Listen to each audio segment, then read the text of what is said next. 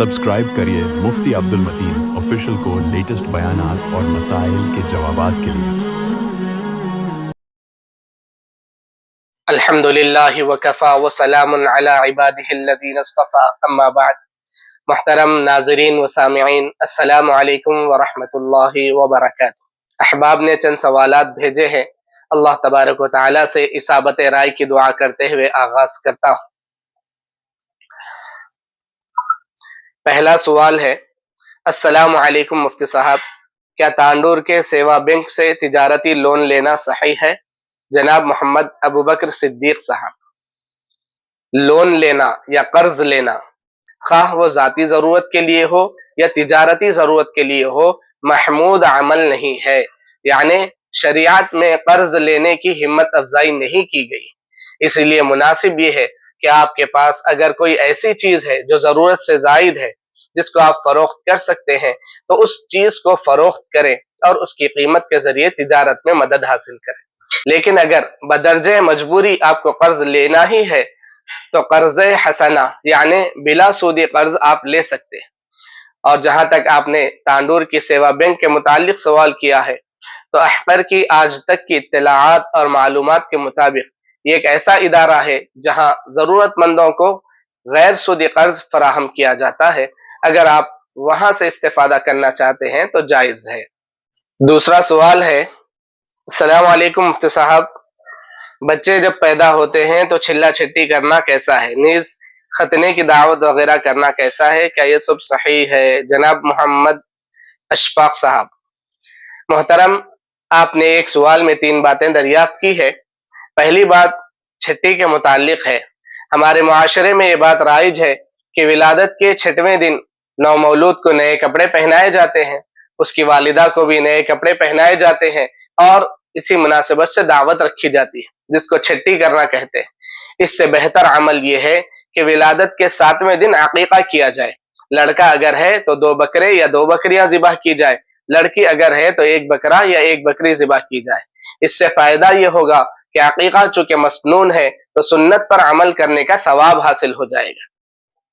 नीज औलाद की नेमत के मिलने पर अल्लाह के हुजूर शुक्राना भी हो जाएगा और इंशाअल्लाह अकीके की बरकत से नौमौलूद मसाइब और हादिसात से महफूज भी रहेगा। दूसरी बात जो आपने सवाल में पूछी है वो छिल्ले के मुतालिक है। हमारे माशरे में ये बात भी राइज है कि विलादत के बाद खातून नमाज वगैरह तर्क कर देती है और 40 दिन तक किसी कमरे में बैठी रहती है। गोया यूं समझा जाता है कि ये मुकम्मल 40 दिन नापाकी के दिन और 40वें दिन पाकी का गुस्ल किया जाता है, नए कपड़े पहनाए जाते हैं और दावत की जाती है। अजीजम, ये अमल भी सरासर जहालत पर मबनी है, कम इल्मी की वजह से है, क्योंकि शरीयत का हुक्म यह है कि विलादत के बाद जिस वक्त भी खून की आमद रुक जाए, उसी वक्त पाकी का गुस्ल करने का हुक्म है और नमाजों का आगाज कर देना चाहिए। 40 दिन तक इंतजार करना सही नहीं है। हाँ, अगर कोई खातून ऐसी है जिसको खून की आमद बंद ना हुई हो, तो वो ज्यादा से ज्यादा 40 दिन तक इंतजार करेगी, उसके बाद पाकी का गुस्ल करके नमाजों का आगाज करेगी। छिल्ले का असल मतलब यही है।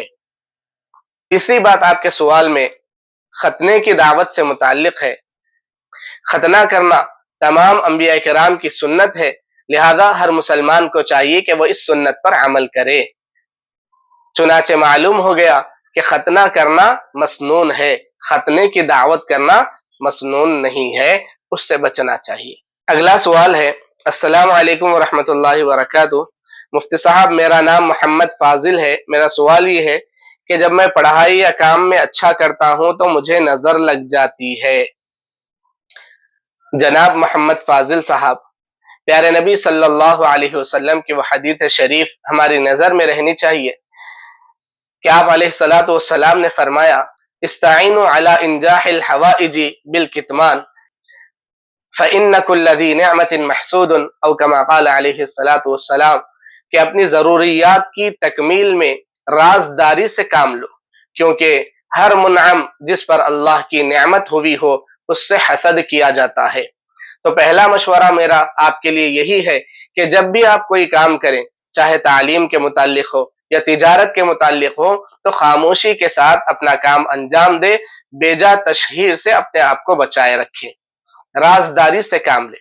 اور دوسری بات، حدیث شریف میں یہ ملتی ہے کہ اگر کسی کو نظر بد ہو گئی ہو تو وہ اس دعا کو پڑھے، انشاءاللہ اس کا اثر زائل ہوگا۔